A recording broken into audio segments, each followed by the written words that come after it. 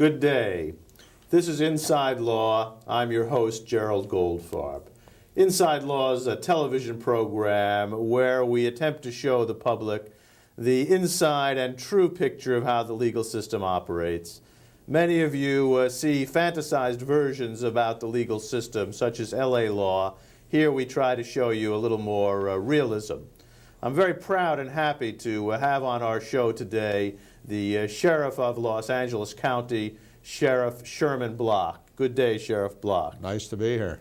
Sheriff Block has been our sheriff for a good many years, and many of us see his name in the newspaper from time to time, but few of us have an opportunity to encounter him personally and see what sort of a sheriff he is. And for that reason, I think it'll be useful and interesting for all of us to share this interview with Sheriff Block today. Sheriff, let me start off by asking you a little bit about your background. How did you get to be a sheriff? Was that a boyhood dream from watching Tom Mix movies, or what? Well, I guess while I was growing up, during my boyhood, I always seemed to have an affinity for law enforcement type activities. When I was in grade school, for example, I was a patrol boy. It means I was on a street corner with a white belt and helped other schoolmates safely cross the street. I did the same thing. Okay. As I got a little older, at the start of World War II, I organized air raid warden, block warden activity in my community. In fact, at that time, I was written up as the youngest air raid warden in the country. We had a very effective organization, not only working on the air raid thing, but we developed a program where we supported the USO and things of that nature. So I've always kind of been attracted to that kind of activity. When I came to California, to Los Angeles area in 1953, and was exposed to the caliber of law enforcement in this community as opposed to what I had experienced in Chicago, it really piqued my interest to the point where I wanted to aggressively seek a position in law enforcement. One day I was reading the paper, saw where the Los Angeles County Sheriff's Department was open up for exam that they were hiring. I took that exam, and May 1st of 1956, I entered the Sheriff's Academy as a trainee, and here I am. Here you are, sheriff ever since. Well, how many sheriffs were there back in 1956 when you started, deputy sheriffs? Deputy sheriffs in the department, some 3,000. How many nowadays? Today we have 7,000. I see. Well, that's a big growth in, Yes. In 30 years, but there have been a lot of changes. I don't know that people really understand, the average person really understands the different jurisdictions or authorities of the law enforcement agencies in this community. Maybe you give us a little overview of that. Okay. For the purpose of routine police activities, which is the black and white cars on the street, the detective follow-ups, geographic areas are pretty well defined by boundaries, city boundaries, boundaries of unincorporated area. 47 cities within this county have their own police department, and they are responsible for the day-to-day policing.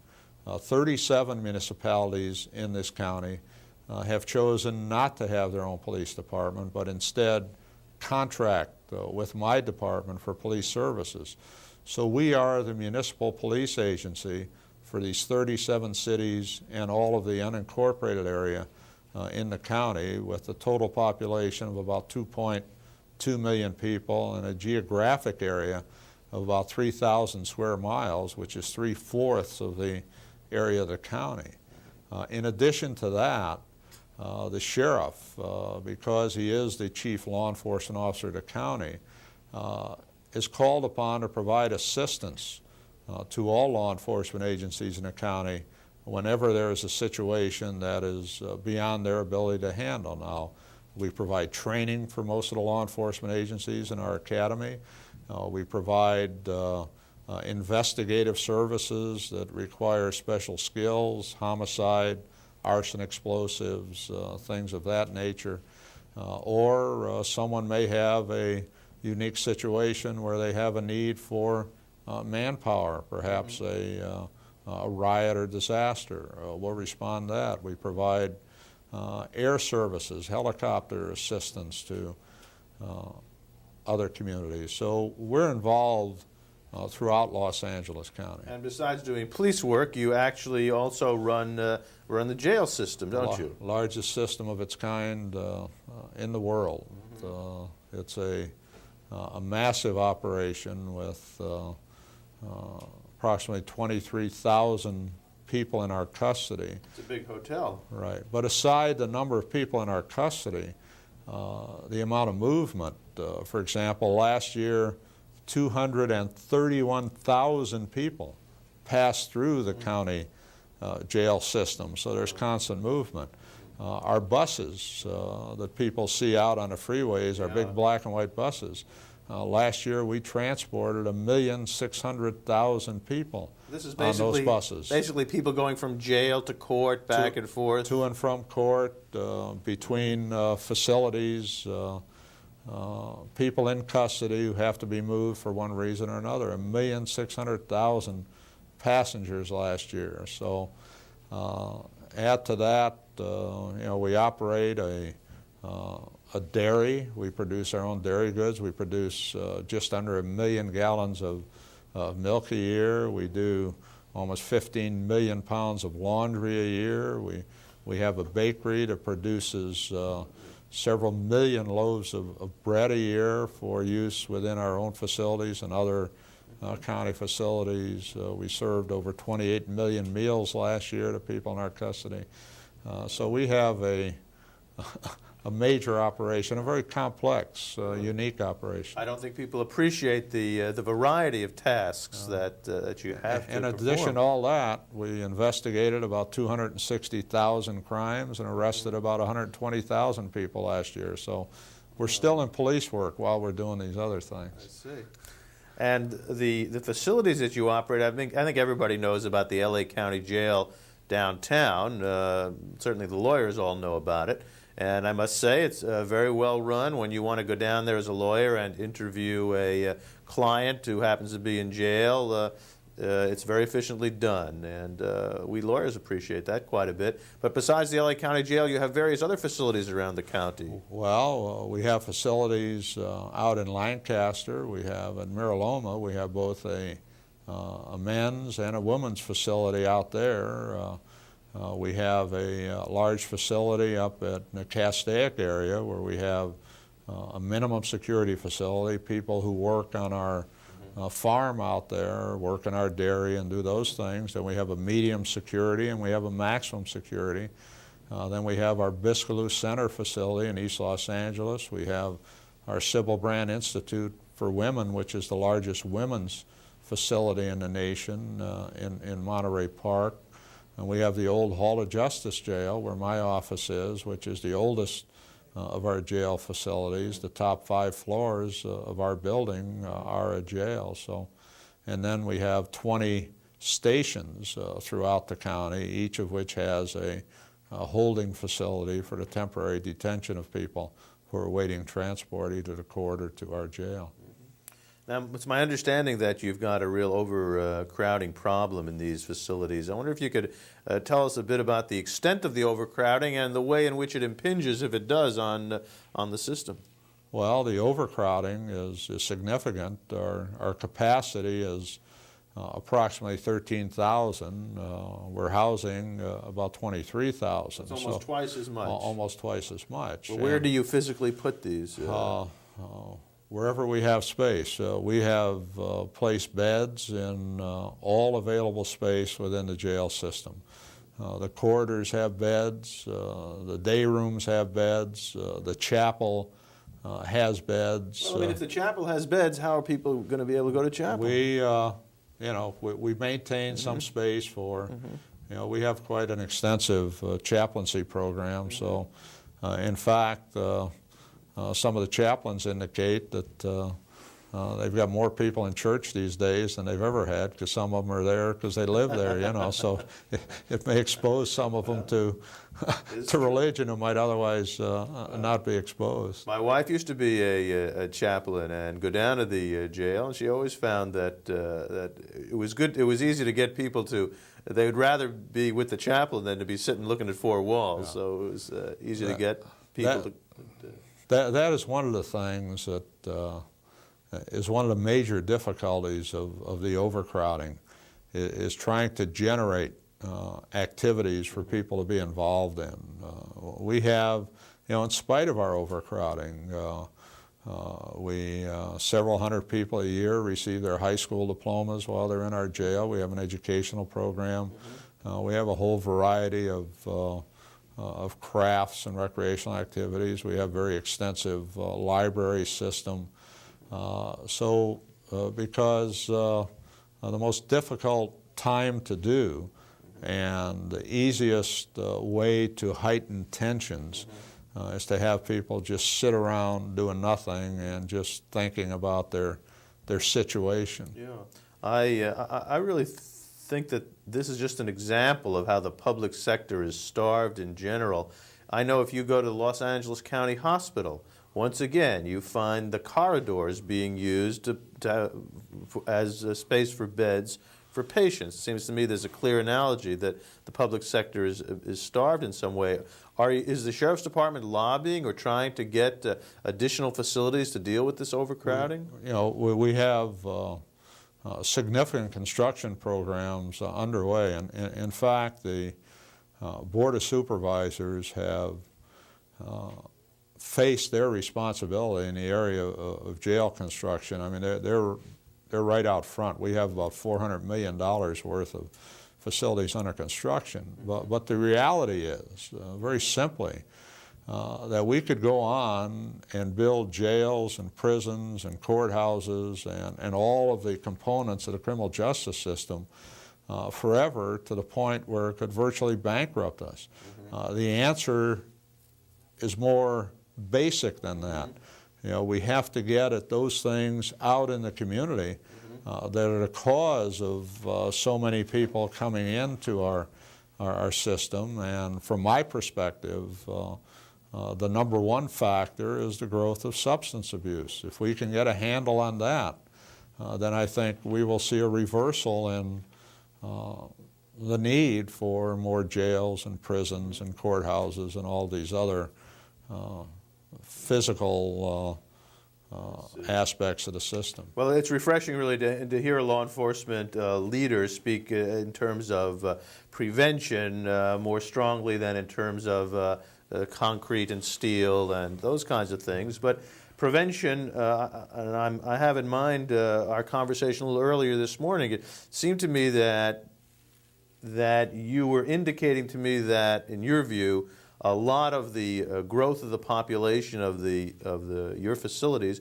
is caused by drug abuse. Can you elaborate on that a little bit? Yes. You know, the incidence of drug abuse has grown to staggering proportions, in not only in this community, throughout this country, throughout our society.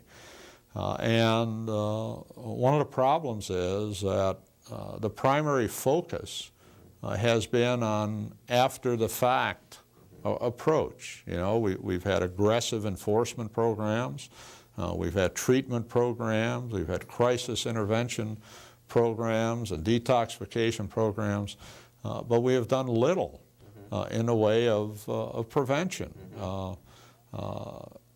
Unless we can reduce the appetite for drugs, unless we can reduce the demand for drugs, then people will always find a way to supply that demand. We have allowed the availability of drugs to grow beyond our ability to really impact those. I mean, it would take a nuclear bomb to address the issue of supply. We have allowed countries around the world to increase their production and exportation of drugs, and we have either been unable or unwilling to take the appropriate steps to curtail that. So from the supply side, we've lost that opportunity. From the enforcement side, it's essential that we have an aggressive enforcement program. But all you need to look at is the fact that in Los Angeles County, during last year, during 1987, the total amount of cocaine seized by local, state, and federal agencies was somewhere around 32,000 pounds. Now, a few years ago, I'd have told you there wasn't that much cocaine in the entire world. Now, drugs are a supply and demand economy. So you would think at first glance that seizures of that magnitude would have a significant impact on supply, would raise the price, and do all these things. Today, the price of cocaine in this community on the wholesale market is about 20% of what it was 3 years ago, which gives you an indication of how much is available. Well, Sheriff, I mean, I understand, and I want to ask you, but I notice you're wearing a SANE button, and I know that isn't for a sane nuclear policy, although you may be in favor of that too. But I know that it's a special program that you have, and I want to ask you about that. I know that's an important educational effort. But I'd also like you to, I mean, we've had a lot of educational efforts, it seems to me, in the last 8 or 10 years in this country. Right from the president on down with the Just Say No program. And at the same time, as you say, the demand for these drugs keeps increasing. Is it just a matter of education, or is there something in our culture that's creating a lot of very dissatisfied people who just need drugs to be able to have some level of contentment or happiness or pseudo-happiness? Yeah, I think education is essential to impacting the problem, providing that education starts early enough and adequate resources are assigned to do a proper job. Now, just say no to drugs is great. I mean, there are billboards, there are bumper stickers, there are slogans. I call this the Madison Avenue approach to drug abuse prevention. Say no to drugs is fine, as long as you have a program behind it that teaches a youngster how to say no to drugs. Today. And why to say no to drugs. And why to say no to drugs. It's tough for a youngster today to go out there in the streets and to have their classmates, their neighborhood chums, perhaps doing something, be it drugs or gang or whatever, that they know is not right. And either they participate or they're odd man out. They're out there all by themselves. For a youngster to be able to do that, there have to be several things. Number one, they have to recognize the hazards of getting involved, what it can do to them throughout their life. Secondly, they have to be made to feel good enough about themselves to recognize that as an individual, they are important, that they don't need the support of drug users or gang members to make them feel like they are somebody. So the program not only deals with the hazards of drugs, it heightens self-esteem, it develops coping skills, problem-solving skills, and what we're seeing in the schools, in those schools where we have our program, and we're in about 245 grade schools in Los Angeles County, 4th, 5th, and 6th grade. And you have actual deputy sheriffs going in and talking to the kids. And working with the teachers in a very specific curriculum. And what the teachers are telling us, school attendance is improved, behavior in the classroom is improved, lessons, skills have improved, and on the notebooks in communities where they used to see gang graffiti written on the notebooks, they're now seeing anti-drug slogans written on the notebooks. So, but one of our problems is, and this is a real problem, is that those persons, political people, who have control of the purse strings, they have limited resources, and they like to spend those dollars on programs that lend themselves to charts and graphs and statistics and measurable results by the time election day rolls around. It's kind of a bureaucratic disease. Well, but it's reality. And the kind of thing I'm talking about doesn't lend itself to those kinds of dramatic results. We may not know if we've really been successful for 10, 12, or 15 years. But I tell people, stop a minute and look back. Look back 10 or 15 years over the path that we've traveled relative to substance abuse in this country. And now look ahead 10 or 15 years. And what do you think will happen if we proceed along that same path without any change in direction? I find the possibilities almost too terrible to contemplate. I think we have to change direction. Well, actually, think back to the Opium Wars in China in the 1800s. There were large numbers of people that were debilitated from the use of opium, and I think that the historians say that contributed to the demise of the power of China and opened themselves up to colonization by the Western powers. It's going to happen here. In fact, those people who say, take the profit out of drugs, legalize it, I was going to ask you that next. And we'll solve the problem. The problem is not in the profit. The problem is in the appetite and demand. And taking the profit out may impact one aspect of it, but the result is going to be an increased number of people who are involved in substance abuse, because anytime you take an activity that is either illegal or socially unacceptable and either legalize it or make it socially acceptable, the result is going to be more people are going to participate.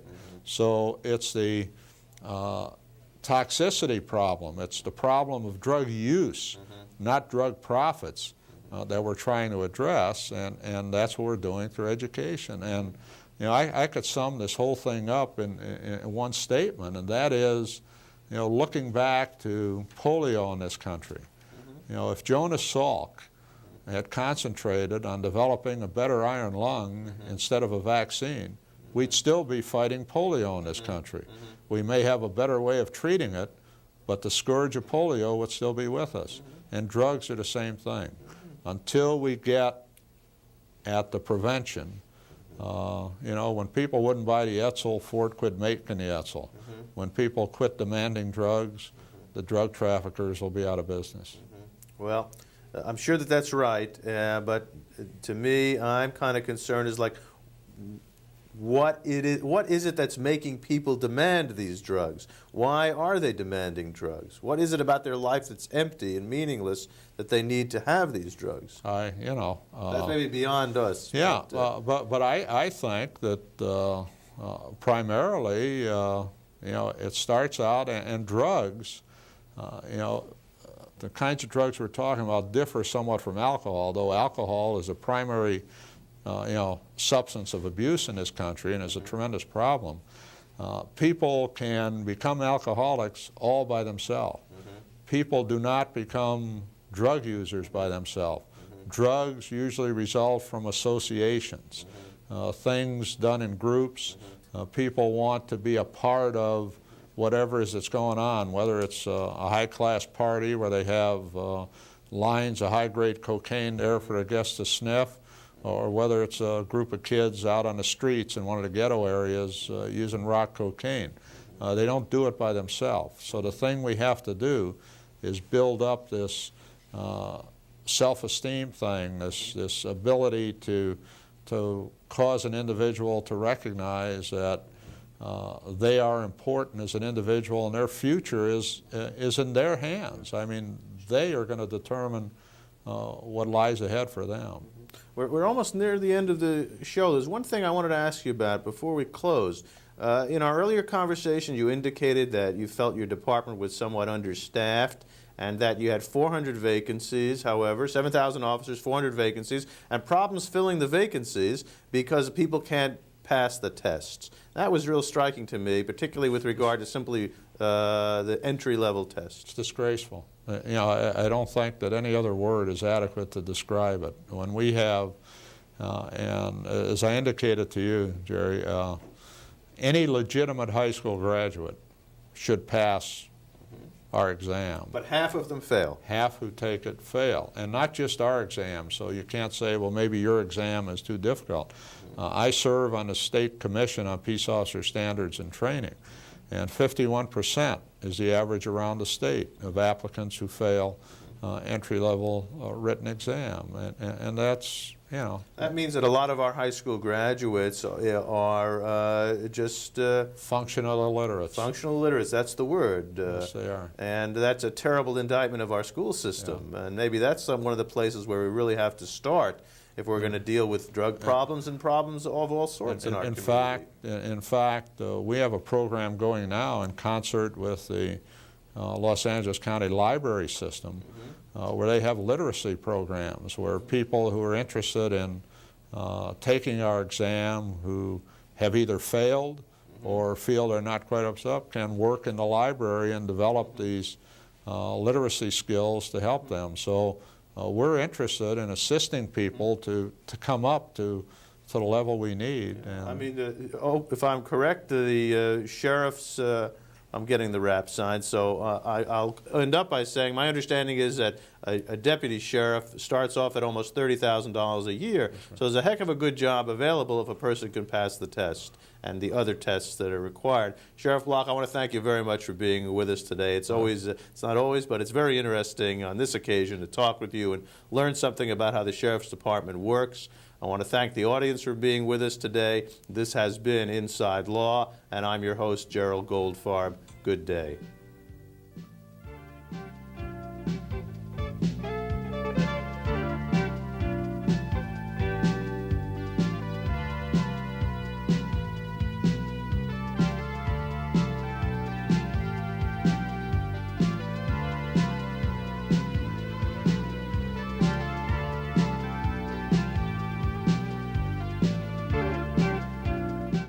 For further information, please call Inside Law at area code 213-285-8599.